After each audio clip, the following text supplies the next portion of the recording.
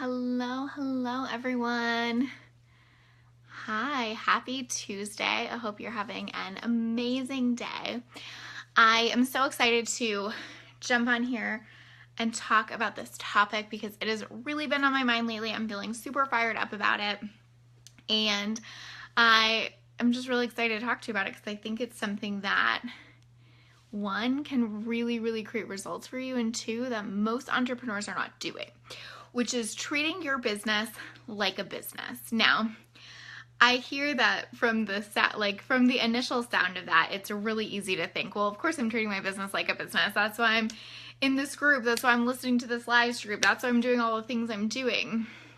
But hear me out, because I think most people are not actually treating their business like a real business. So the first thing related to treating your business like a business is, are you being consistent? Like, if you follow me, if you know me, if you've ever heard me talk, you know that I will say that consistency is the number one thing that will change everything in your business. Hey, Lorraine, thank you for joining me. So when I say, are you treating your business like a business? What I mean is, like, are you showing up consistently like you would at a 9 to 5, right? Like when you had work hours from 9 to 5 and you had to be there, did you show up? Did you leave early all the time? Did you stop when you felt tired? Did you jump on Netflix in the middle of the day, right? No, like, you treated your business or your 9 to 5 like a business, right? Like, you weren't calling out sick every time you didn't feel like it. Sure, you had sick days, but you showed up consistently, and that's what mattered, right? You were there, you were present, you were involved. And I would say 80% of entrepreneurs are not nearly as involved or invested in their businesses as they would be at a 9 to 5. Now, here's the thing. I know that most people that are hearing that are thinking like, well, yeah, that's the whole point. That's why I left my 9 to 5, right? Because I didn't want to be at a desk from 9 to 5, because I wanted to be able to stop when I wanted and all of that kind of stuff. But here's the thing. You get to buy that freedom, right? So yes, that is why you left your job in large part, and that will come, but it won't come if you never treat your business like a business and show up that consistently at the beginning. The other thing I'll say to that is, there's a piece of what's more important to you, right? Is it way more important to you that you don't have to, show up consistently, that you don't have to work the 9 to 5, that you don't have to be at a desk frequently? Or is it way more important to you that you're growing your audience, getting your message out there, impacting lives, making a difference, and making money? Like, which thing matters more? If it's the, I just need all the freedom all the time thing, then you might want to adjust, right? Like, what your goals are. Like, all the freedom all the time and 200K out of the gate in my first or second year in business, like, sometimes they just don't match, right? And nobody wants to hear that. I get that, but it's also true. And it's also something where you can decide that that doesn't mean it has to look like that forever, but it might look like that right now. So when I'm in the building phase of my business, am I available to have to be really consistent? Am I available to make my priorities really clear, that, sharing my message is more important than getting to watch Netflix in the middle of the day or whatever that is? Hey, Lindsay, thank you for joining me. I know you're going to love this topic. So really thinking about, are you treating your business like a business, in the sense of, like, are you showing up? Are you committed while you're there? Are you all in, right? One of my favorite quotes on this topic is, build your dreams or someone else will hire you to build theirs. It's a good one, right? Build your dreams or someone else will hire you to build theirs, right? And so here's the thing. If, right, you want to build your dreams and that is your number one goal, not to be hired to build someone else's, work as hard at your dreams as you would at someone else's, right? Show up for that in the way that you would if you were at a 9 to 5. Lindsay, I know it's just for me. Yes, this is totally for you. Jessica, yep, and neither is right or better. Exactly. Like, it's not bad if you crave the freedom more, but also then don't kick yourself every single day going, why am I not hitting a 20K month, right? It's just about having those clear priorities in order, right? Marie, so true. All the freedom and 200K out of the gate don't both come all at once. It's a question of priorities, phases, and sticking with it. Exactly. Because, here's the thing. If you could just leave your 9 to 5 and do whatever you wanted all the time and make 200K, nobody would have a 9 to 5, like for real, right? And again, like it's not bad no matter what you pick, but if what you want and what most high performers in this community want, right, is the result, is the income, is the impact, then you got to show up for that, right? So that brings me to my next point, which is that if you're treating your business like a business, income and impact have to be equal. Income and impact have to be equal in your business. Now, what I mean by that is that a lot of times when we are, service-based, we want to serve. Like we want to be all about serving, right? And that's where so much of this crap comes in around how selling is negative and I just want to help people and I just want to serve, right? But that is not a business. That is a hobby, right? You get to serve in your business by keeping your business alive, right? So I would say that not only should impact and income be equal, but income might even be a little more important when you start your business, because the only way you're going to get to serve is if you're resourced enough to show up and continue to serve, right? So if you're treating your business like a business, you're not going to feel bad for wanting the income, right? You're not going to feel bad for selling. You're not going to feel bad for showing up and doing those things, right? Because at the end of the day, you recognize that income is what makes you resourced enough to create impact, right? Yes, in November, I decided that I would have to be dressed and ready by 9 and have been so much more productive. I love that, Claire. That's so awesome. Yeah, and it's just like little changes like that, right? It's not like give up your whole life, never have a hobby, never see your family, but treat your business like a business, right? If I had a 9 to 5, I'm going to show up at 9 o'clock dressed and ready to roll, right? Just very small things like that can make such a difference. So when we're talking about impact and income, same. Like I'm not saying go be all about the income, sell 24/7 and never serve. If you guys know me, you know that's not how I run my business model. And I see too many coaches that do that, right? Like they're so concerned about the sale and they're really not concerned about the clients on the back end. Their main priority is to get the sale all day, every day. And I don't think that's how we need to operate, right? Get the sale and then make the impact. We get to be equal, right?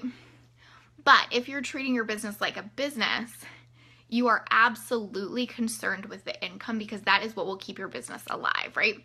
Like I know I don't have the luxury to just serve for free all day. If I won the lottery tomorrow, that's what I would do, right? But it's just not my life right now. And I know that it's not most of yours, right? So if you want this to be a business, you have to make income matter as much as impact, right? And then vice versa. If you want this to be a sustainable business, impact also has to matter as much as income, because if you are just selling, and you're never making the impact on the back end, people are going to stop buying from you. So if you're keeping those equal in your business, you are treating your business like a business, right? The other thing around treating your business like a business, Laureen says it really does make a difference, definitely, is creating boundaries. So this is one of the things that I see happen with entrepreneurs that are like all about being service-based, right? Is that they stop having boundaries in their business because they don't see it as a business, right? They see their business as them, and so they're just going to show up and do everything anyone asks of them, and that is not a business, right? I can't go through McDonald's tomorrow and say, by the way, like, I know I only paid for a coffee and an Egg McMuffin, but I would love one of everything on the menu. Can you guys do that for me? They're gonna be like, no, we're running a business. It doesn't work like that. They cost this much, right? We have to start treating our businesses in a similar way, right? Sorry, I don't know if you guys can hear that. My dog is like, stop. She basically has the cat in her mouth. We have to start treating our business like a business with boundaries. So that might mean with clients, that might mean with time, that might mean with work hours, whatever that is, right? So for example, with clients, Do you have a client that is always pushing that boundary, right? Like you might have a program and it's like you get this many calls a month, you have this much access to me, and they're always pushing that boundary. Well, if you're going to treat your business like a business, and if you're going to grow your business, you have to set that boundary, right?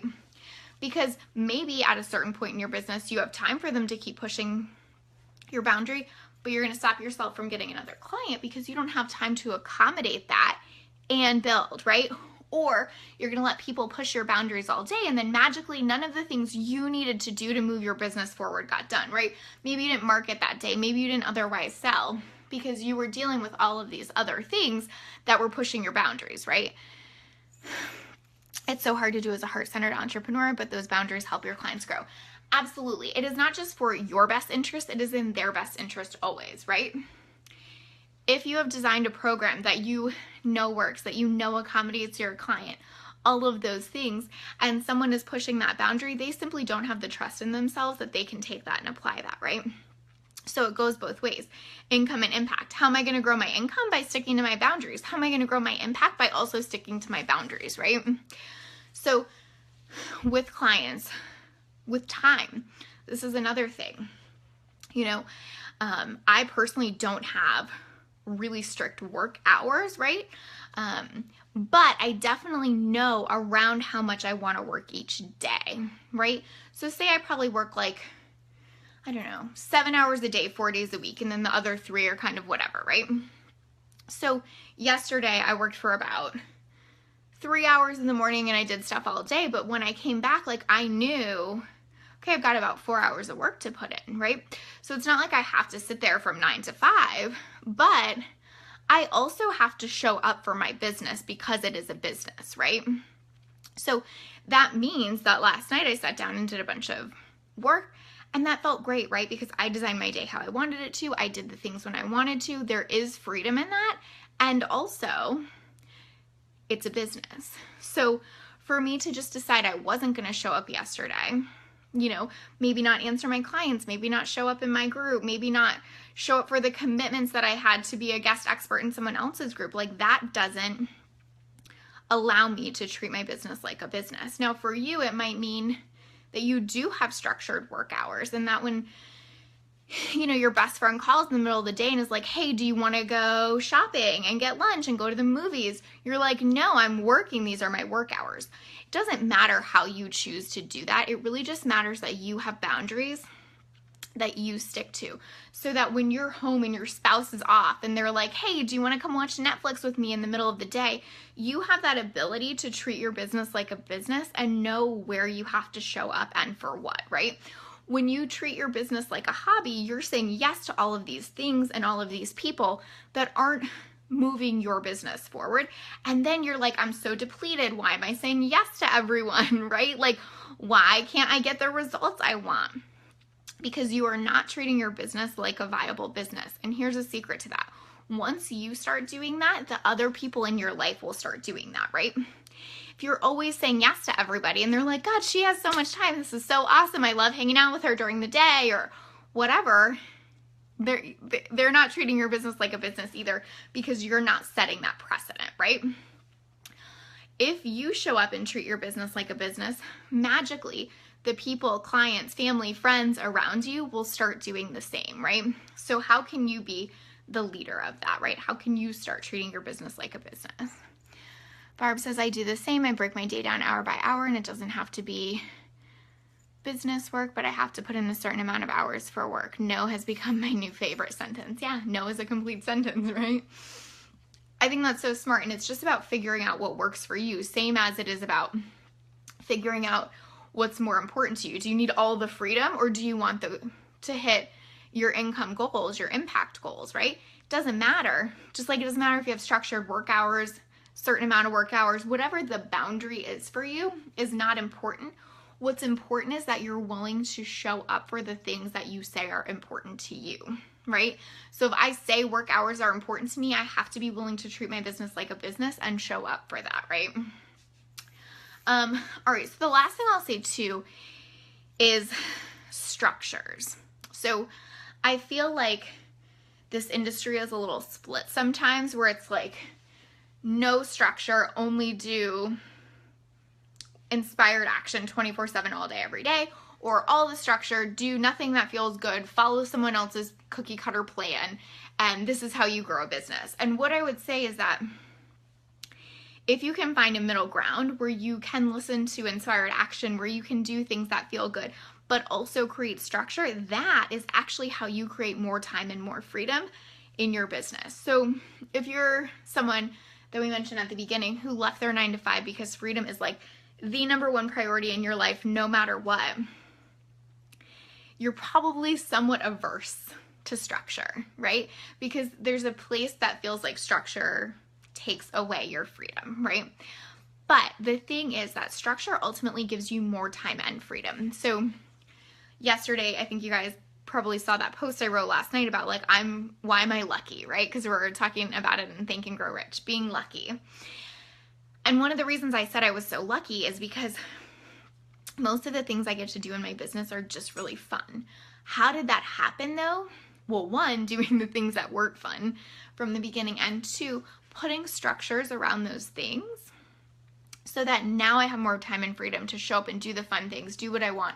I had time yesterday to go run around for a few hours and come back and work, whatever it is, right? But think about if structures feel weird to you right now because of freedom, think about how in the end they can buy you more time and freedom. And it's sort of the thing about delayed gratification, right? Are you willing to delay gratification of some of the bigger results, some of the time freedom, by putting in the work now to create the structures, to hire the team, to make the income to hire the team, right? So that long term in your business, you do have that time freedom because you set up the structure in the beginning by treating your business like a business, right? So by hiring the team, by creating the systems, by creating the procedures, right? Most people that are entrepreneurs want to be entrepreneurs for a long time to come, right? They're not just trying to like be an entrepreneur for a year and then go back to work. And here's the thing, if you're not treating your business like a business, that's ultimately what can happen, right? Because you're not setting up the structures, you're not being consistent, you're not making impact and income equal. Stop. My dog is going crazy.